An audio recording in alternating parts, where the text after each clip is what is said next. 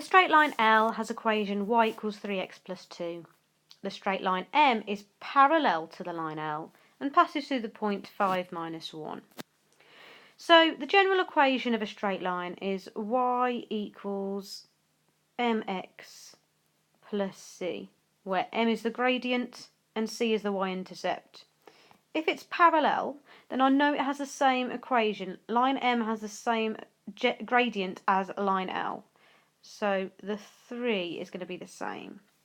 So we're going to have y equals 3x plus c.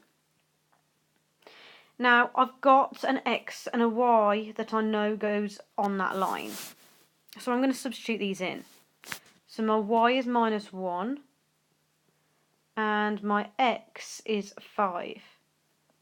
And I'm going to do this to find c.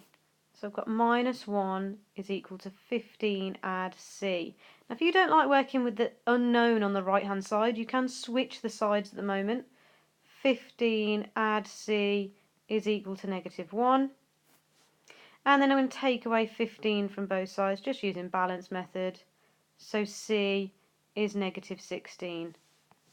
So that means that the whole equation is y equals 3x take away 16.